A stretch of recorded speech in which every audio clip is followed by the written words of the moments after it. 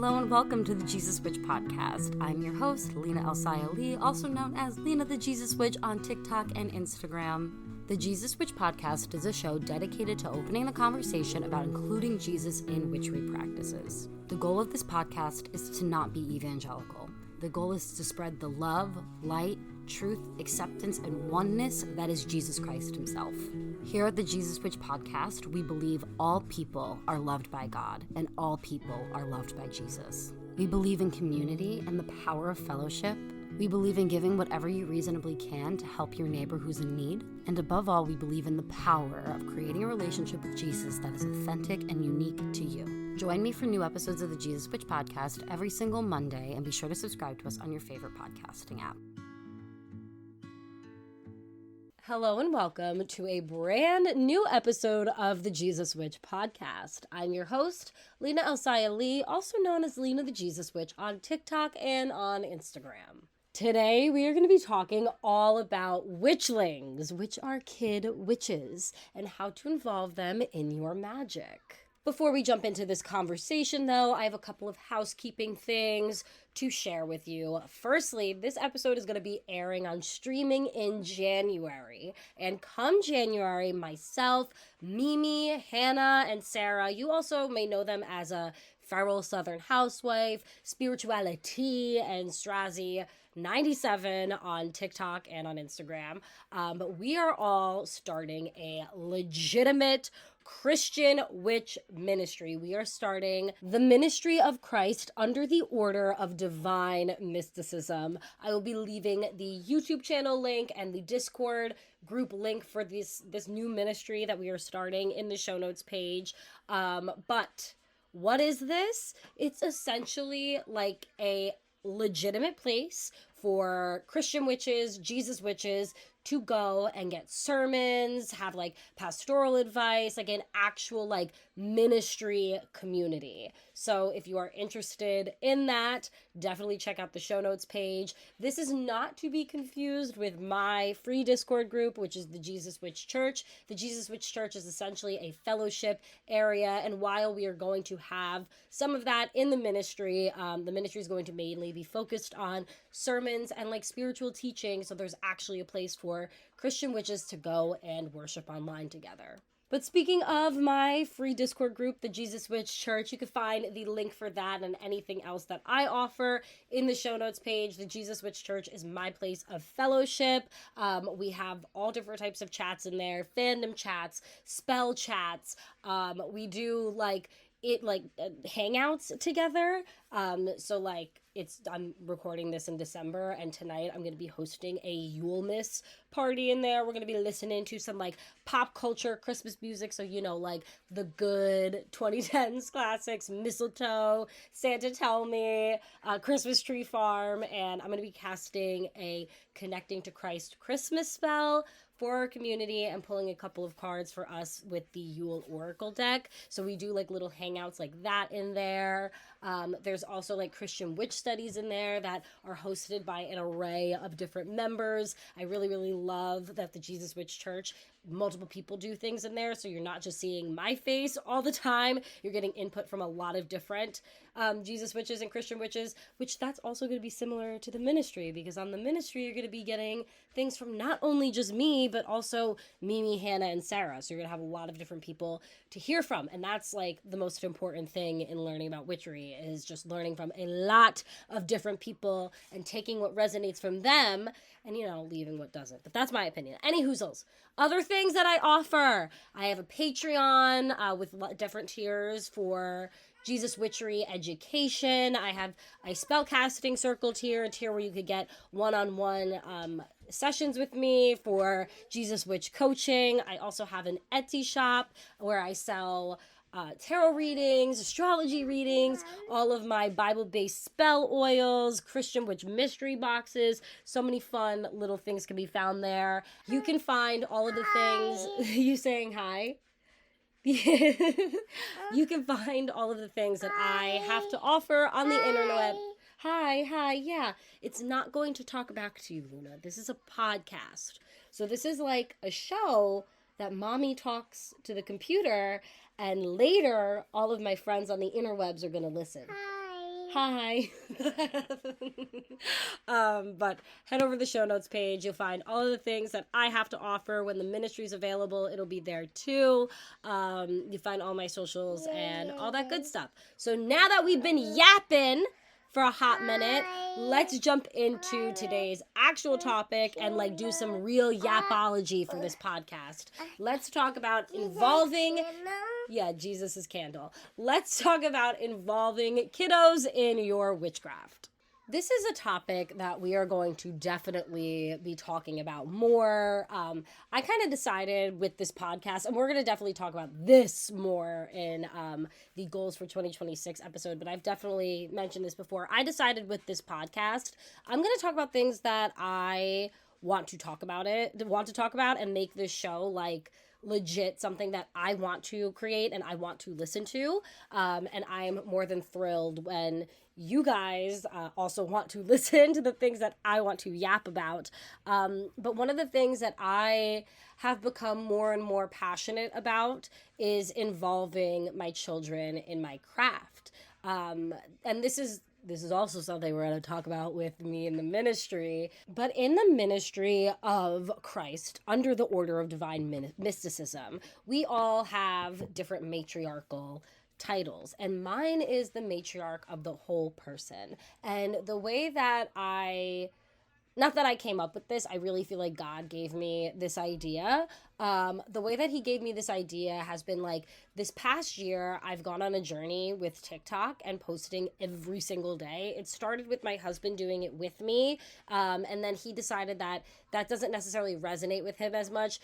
He still wants to do TikTok. I still want him to do TikTok. We just need to like have time to have a family meeting, a family business meeting, him and I, and figure out how we're going to do this together, because I feel like it would be better if our videos are more cohesive with one another. But any hoozles, that's nitty gritty stuff. But with this whole journey, I have been showing you every single day how I live my life as a professional Jesus witch, homeschool mom of 3, how I incorporate spirit into my daily life, and how I bring my children along that journey with me. And I really want to educate on that, how to bring your children in this journey with you, because I don't feel like a lot of people do that. And if they do, it's very like, this is what I'm doing in my practice, and then this is what my kid is doing in his. Whereas like I'm starting to believe that it's best to just live your practice and subtly and like in little ways involve your children with that. So today we're going to be talking about 5 tips for starting involving your kids into your witchcraft practice with you, so that you can have your practice while also spiritually nourishing theirs and not taking away from what you need to do for yourself and your connection to spirit. And that is a perfect segue into our first tip, because number 1 is lead by example. If your kiddos see you living a magical life, it will inspire them to live a magical life as well. My children make spiritual connection a priority in their lives naturally because they see me do it in my own. They like when they see me lighting candles on the altar. It makes them feel homey. It makes them feel like they have spirit. It makes them feel like it's more accessible to them. They like knowing that I do warding on our house. It makes them feel more secure because they know God's got their back. They like knowing that I live a spiritual life. It makes them feel more connected, just knowing that their mom has a connection to spirit, to Christ. And it teaches them in a very simplistic way how to involve spirit into their everyday lives. One example of this is my eldest. He's now old enough to like brush his own hair, brush his own teeth, start to take care of some of his self-care habits. Obviously, we have to remind him he's a 10-year-old boy, but he's starting to be more responsible for himself and his own body. And he knows that he can go to my altar and get whatever one of my mommy spell oils that he wants. Usually he chooses Choose Joy, because I told him Choose Joy and Liquid Gold were inspired by Sagittarius for me, and he's a Sagittarius. So, he's 10. He's not really worried about creating abundance right now, but he is worried about creating joy for himself. And one of the things he wants to do is prolong his childhood and his like connection to his inner child. So he likes to choose joy on his hand. He smells the oil, asks for the intention of, connecting to himself as a kid, creating more optimism in his life, whatever it may be. And then he puts it in his hair and brushes his hair. He knows that he can use this for a magical purpose, for a mundane purpose. It's something that has become part of his routine to use a spell oil. And how did it become part of his routine? He watched me do it every day. I'd go and brush my hair. I'd pick an oil from my altar. I smell it for a little bit. Then I put it in my hair before brushing it through.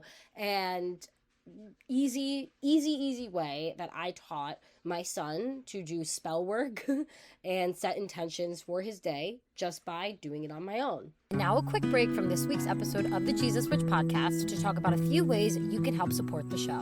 One way you can help support the creation of the Jesus Witch podcast is to become a supporter of us on Patreon. On our Patreon, there are 4 different tiers that you could choose from, and they're all named after tarot cards. We have the Fool, the Magician, the Hierophant, and the High Priestess. In the Fool tier, you get early ad-free episodes of the Jesus Witch podcast, extended show note pages when available, Christian tarot grimoire pages, and access to our monthly community oracle reading. In the Hierophant tier, you get everything from the Fool tier, tarot spreads to help your connection with Christ, Spirit, your higher self. I also like to put out new tarot spreads for each full moon or new moon, wheel of the year, holiday, and zodiac sign. In the Magician tier, you also get 1 Bible-based spell grimoire page each month. This teaches you how to incorporate the Bible into your own spell practice. In the Hierophant tier, you get everything from the Fool and the Magician tiers, as well as a Happy Mail package from me every single month with the ingredients to make a spell, as well as an extra Bible-based spell page for your grimoire. And then you get access to our spellcasting Zoom each month where we do the spell that I sent you together. In the High Priestess tier, you get everything from the Magician, Fool, and Hierophant tiers, as well as an extra Bible-based spell from the Sun and Moon Oily Co. in your Happy Mail package each month, and a one-on-one Zoom call with me every single month to discuss your practice, how you're growing, and any suggestions that I could give to you to help you on your path. Patreon tiers start at $6.66 per month, and you can find the link to that in the show notes page. Another way you can help support the show is by shopping at my Etsy shop, the Sun and Moon Oily Co. Over on the Sun and Moon Oily Co., I offer Bible-based spell oils, ritual bath salts, Jesus Witch or Christian Witch specific mystery boxes, and custom spell oils. Over on my Etsy shop is where you can also book different types of readings with me. I offer tarot readings for your inner child, channel messages from Jesus or from Lilith. I also have a listing for general tarot readings. You could grab a soul contract reading between yourself and another person, or yourself and a deity that you're working with or curious to work with, or even grab an astrology reading for yourself or an astrology reading for your kiddos to help you parent them better and more effectively.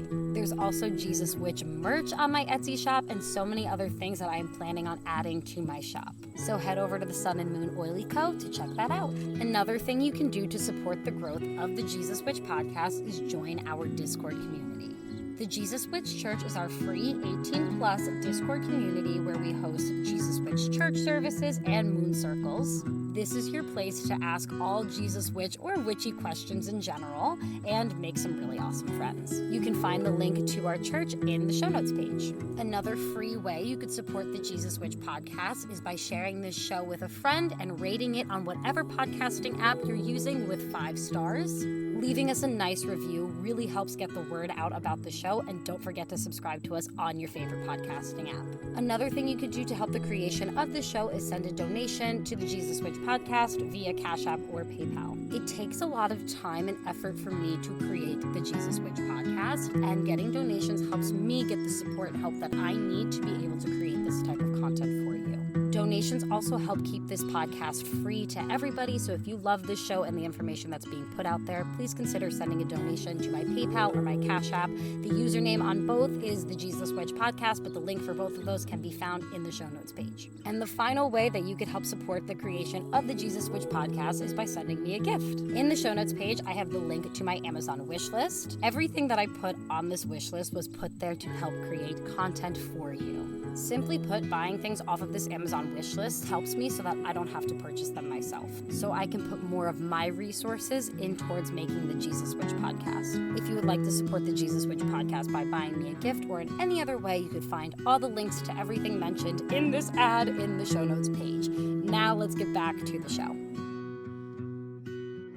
My second tip for starting to involve your kiddos in witchcraft is to teach them the magic of nature. So obviously, part of this looks like celebrating the Wheel of the Year holidays, if you feel called to do that, like celebrating Yule, Imbolc, Litha, and teaching children about like what those Sabbaths mean in relationship to nature and the seasons and how the earth is changing. But this also means being kind to the earth. A huge pillar in my household is being as eco-friendly as we possibly can. I try to emphasize less waste with my kids, not to a point where we're driving ourselves crazy over it, just in a conscious, like, I want to create less waste in this planet because I know everything that I have is going to stay on this earth, like, basically forever, even probably sometimes longer than we are here ourselves. This starts very, very early on with my children, specifically because I do cloth diaper them, and by the time that they're like 2 years old, they kind of understand that mom's rewashing her diapers or their diapers, and I explain to them why, because, you know, diapers themselves take a really long time to decompose in the earth. It's like literally one diaper is 500 years to decompose. That is so horrifying to me. Nightmare stuff. So I cloth diaper. I don't think everybody has to cloth diaper, just something I was called to do with my children, and I've been doing it for all three of them. But I do feel like that's a more extreme example of teaching your kiddos to be kind to the earth. It's literally as simple as, like, if you're eating a snack and you're doing it outside at a park, don't throw it on the floor. Put it in the garbage can. Say that you love the earth by not throwing garbage on her, because would you like if somebody came into your room and started to throw garbage everywhere? I mean, if you have a little boy and you ask them that, there's a 50-50 shot that they're going to say yes to that question. So, I mean, maybe girls too. I don't know. I know boys a little bit better than girls. I do have a girl now, but I've only had her for less than 2 years. I've had boys for 10 years now. So I know how they think a little better.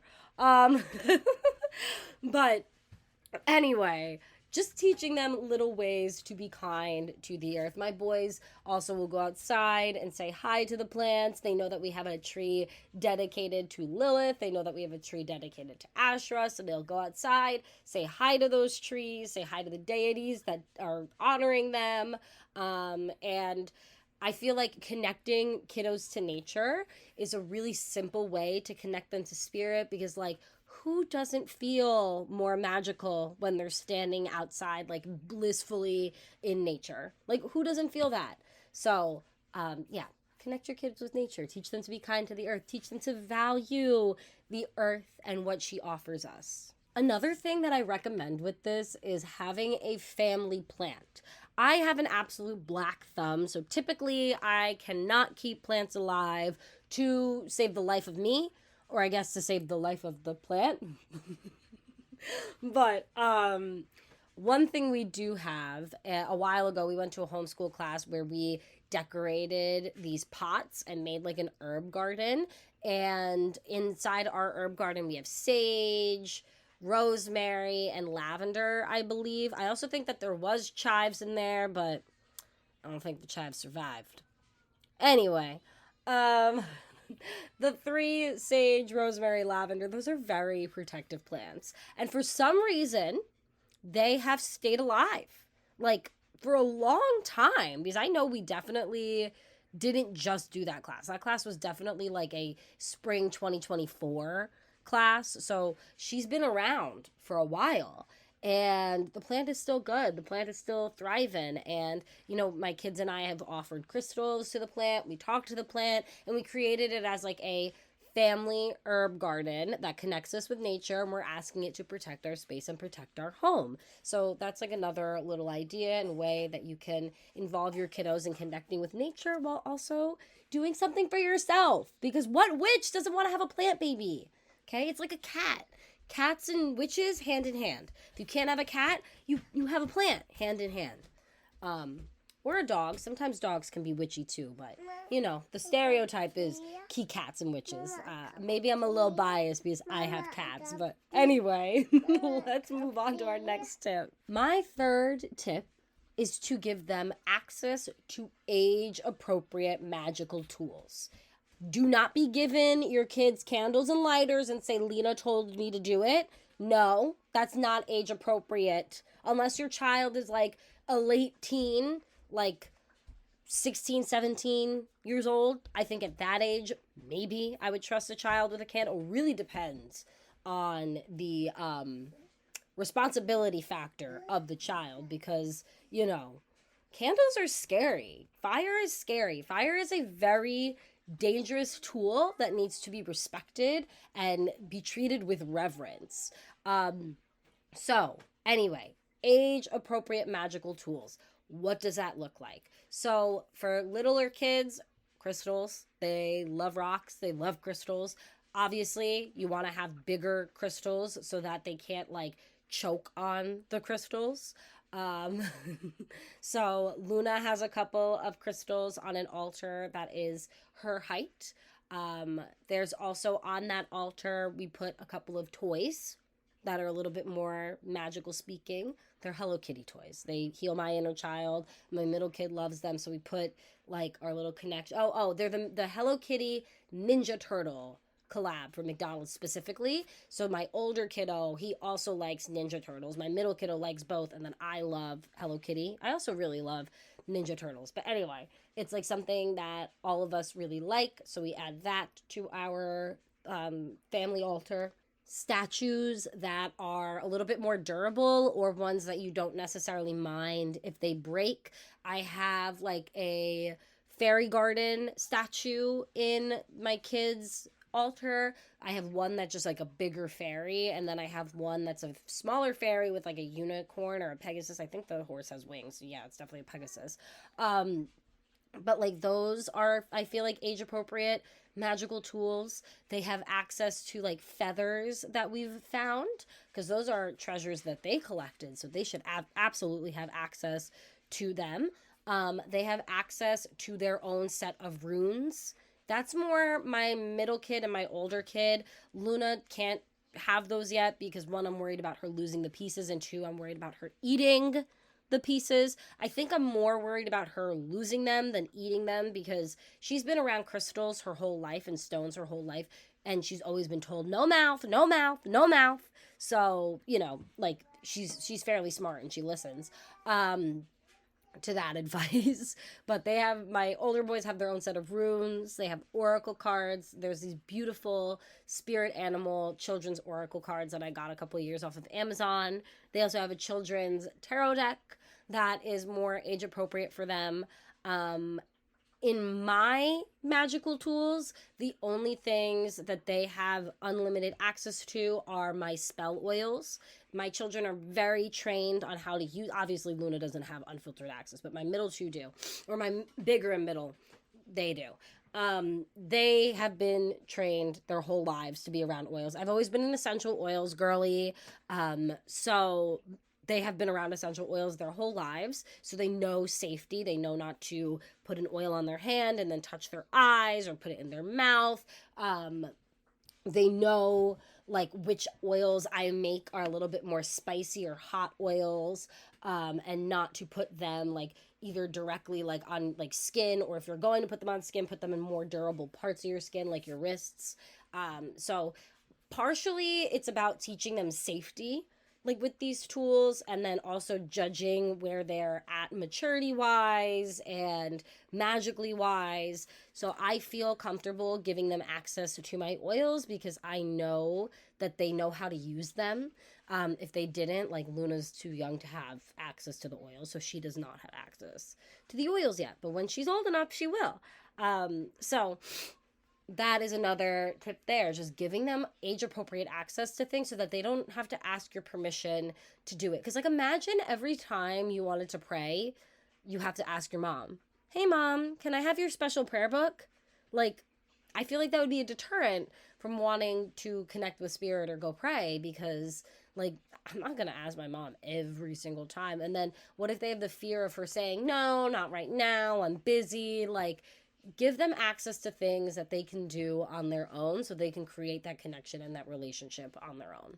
Tip number 4 is to invest in a couple of really good witchy books for kids. So firstly, we all know there are some very cool popular like fiction series that are a little bit more witchy that kiddos could get into. Harry Potter for their older kiddos, Percy Jackson and the Olympians. I am so excited because Dexter is like this close to being ready for Percy Jackson and the Olympians. I am so freaking excited to read those books with him.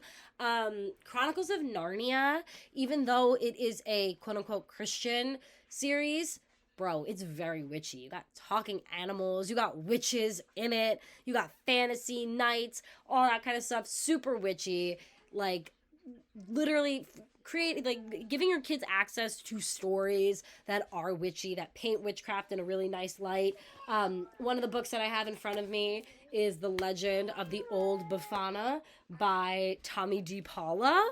This book is on my mind because we are in Befana season. So if you don't know, La Befana is the Italian Christmas witch who was searching for baby Jesus. She saw the wise men in their procession pass her house in Italy, and she felt called to go follow them and find baby Jesus, but she didn't find him. She just kept searching and searching and searching. So every night on the eve of the Epiphany, she goes and searches for the baby Christ again and leaves presents and goodies for all of the children in Italy just in case they are the baby Christ. Love this story. This has been a fundamental witchy book when I was growing up, and now I read it to my children every year. We honor the Befana. We love the Befana. Christmas season doesn't end until the Befana pays us a visit, and she always brings my children something witchy to enhance their practice, and I love that about her because she's encouraging witchcraft with my small children. Thank you, La Befana. So we love her. Another book that I have in front of me is called ABCs with Deities by Jamie Tharot. This was gifted to me by one of you guys for baby Luna, and we love this book. Luna. We love this book because it lists out a bunch of different deities from different pantheons and teaches us about them. So, like, bro, I really just opened to L is for Loki, a tricky god full of charm. This boy, I swear, him and his thing for Christian witches. Then we have U is for Uranus, a powerful Olympian god of the sky. So, like, they're all different pantheons, different deities. Y is for Yam, god of chaos, riding his dragon throughout the sea. B is for Buddha, spreading peace from above. It's a beautiful, beautiful book. Many different deities, a great way to expose your kiddos to different pantheons and different practices and different facets of God. Then anything from Moondust Press. Moondust Press is amazing. I know that they were just incorporated by somebody else, but all of the books that I've gotten from them in the past, we have like an extensive collection of Moondust Press books. I have the Witch's Ladder Counting board book for babies. I have the C is for Coven ABC's book for babies. We have, I think we have the Tarot Deck Mess somewhere, which is a book that teaches kiddos about the major arcana. I love the Wheel of the Year series books. So far, there's only Sam and the Samhain Scare, Luke and the Longest Night, which is about Yule, and Flora and the First Day of Spring. We love them, though. They are so good. I actually am going to be reading my kiddos Luke and the Longest Night tonight, because I didn't get to read them the Yule book yet for Yule season. I also really love the Fairy Apothecary book because this book teaches about magical and mundane uses for herbs and teaching about plant medicine and using it as spells. And I love that. I really love that encouraging, the more herbal uses for things and doing it in a magical and mundane way. I think it makes magic and plants super accessible to kiddos. And then the final book I have in front of me that I want to talk about is the Young Green Witch's Guide to Plant Magic, which is rituals and recipes from nature. My aunt got this for Luna when she was born. Obviously, she's a little too young for it right now, but it's a really great book about different herbs, different spells, how to use different herbs, how to create infusions, how to create teas. It's a really, really all capsulating book with many different things and different ways to use them. And there's a whole section on mugwort, a whole section on dandelions, just herbs that are more accessible as well as herbs that are very magical. So I really love this. I can't wait to use it more with Luna, and I also can't wait to crack it open with my boys, because just because she's the only girl doesn't mean that she's going to be the only witch in my family. No. Boy witches exist too, and I am raising 2 of them. Now we are at our 5th and final piece of tips, advice that I have for starting to involve your kiddos into witchcraft. And I feel like this is the easiest tip, but the hardest to follow. So, number 5, let them lead the way in their own practice and draw their own conclusions about spirit. I feel like this one can be a challenge because some of us may really want our kids to work with specific deities, view spirit in a specific way, have specific ideals, and that might just not resonate for them. I would obviously prefer all my children to be like Jesus witches and live for Christ and have him as the main example, but I already know. Number 2, my kiddo 2, he's not gonna be the talking to Jesus kind of kid. He is definitely more interested in Norse deities, which are, funny enough, the deities that have always been interested in him. If you've been listening for a while, you would know the Scott and Loki lore. Which is why it's particularly funny that the first page I opened to in the ABCs of Deity book was Loki. But I feel like this can be challenging in the sense that we want our kids to see spirit the way that we see them. But that's not their path all the time. And maybe it is. Maybe they're going to take certain things from you and cherish that, but others isn't going to resonate as much. I know for me personally, in my life, there were definitely things my parents taught me about spirit that really, really resonated with me. And I listened to those things over doctrine of the church. But there were also certain things that didn't resonate with me. Like my mom isn't super keen on me working with pagan deities. I remember when I was a tween teenager and I was super into Percy Jackson and the Olympians, I wanted to incorporate a little bit of Hades worship into my life. And my mom was like, full stop, if you do that, these books are going to be banned in our house. So she may not understand why I like to work with pagan deities, why I like having Loki in my space, or Venus, or even to a degree Lilith, and Asherah. But she taught me that hell is not a real thing, that God loves everybody and he's not throwing people into hell for eternal punishment. And that's something that always resonated with me, and it's a huge basis of my practice and something I teach to my own children. So it's basically a bigger lesson and take what it's a bigger lesson and take what resonates, leave what doesn't, because you are the one giving, what's going to resonate or not to your child. I will say the conclusions that my children have come to on their own about spirit have been really, really interesting, especially my eldest, who's 10. He is very good at like articulating himself and coming up with an idea and telling you about it. So, one of the things that I do for my children is I encourage them to listen to legends and myths and lore of deities from all different pantheons. So they have like books on ancient Egypt, books on ancient Greece, the Romans, and their deities and all that kind of stuff. They have a lot of Yodo cards of like Greek myths and Roman myths. I think more Greek myths than anything. And I know they have like a Tony for Egyptian myths. So whenever I see mythology in like formats that they would be interested in, I tend to get that for them.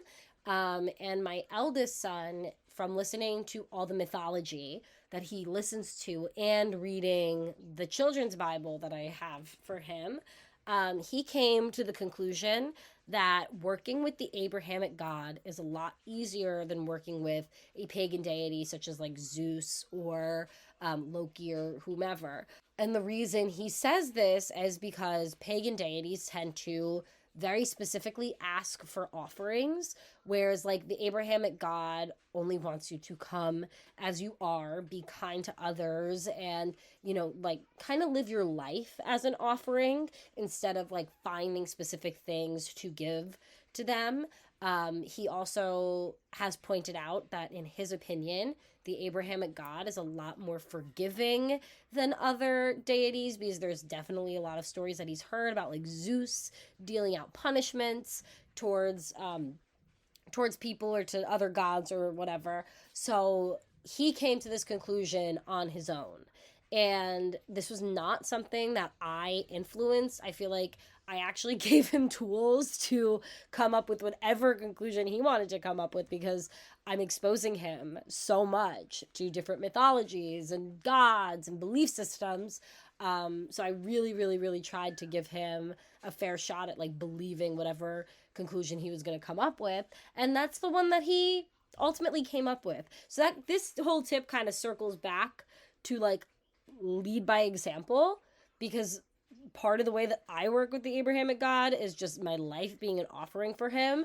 And the conclusion that my son came up with on his own was life being an offering to the Abrahamic God. So do you like how I did that? I gave you a whole full circle moment to show you how everything is intertwined, because we're whole people and our lives are all parts of a whole. Okay. Anyway.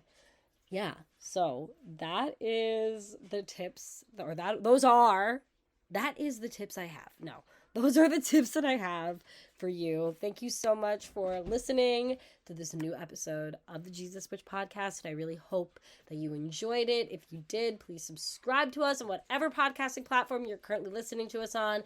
Give the show a rating of 5 stars. This is really something I should be reminding you of in the beginning, but here we go. Check the show notes page for the ministry information, for my Patreon, Etsy, all my social medias, my free Discord group, the ministry Discord group, all those good thingies shall be accessible there. But yeah, thank you so much for listening and spending some time with me today to discuss tips for involving your kiddos in your witchcraft practice. So now it is time for everybody's favorite part of our show, our verse of the episode. Today, we're going to be reading Psalm 121, 6 through 8, because I think that these verses are very witchy. I have no other reasoning for choosing these besides, like, I think they're very witchy and cool. Okay, here we go. The sun will not harm you by day, nor the moon by night. The Lord will keep you from all harm. He will watch over your life. The Lord will watch over you, over your coming and going, both now and forevermore. I just love that. I love that. We have a sun and moon mention. Like, come on, astrology. She's that girl. We got that moon, that sun. Okay. That's why literally the mention of the sun and moon is what makes it witchy for me. But that's like, okay, I am one of those basic witches. Anyway, love that verse. Love that God is watching us at all time, making sure that we're protected, using everything for our good, using everything to motivate us so that we learn. A cookie? What? Come here. Come say bye-bye to Mommy's friends, and then you can have a cookie. Come. You want to say bye-bye? Yeah. Come here. Okay. All right. Say bye-bye. Bye-bye. See you next time. Bye-bye. Can you say thank you for listening to the Jesus Witch podcast? Say thank you for listening.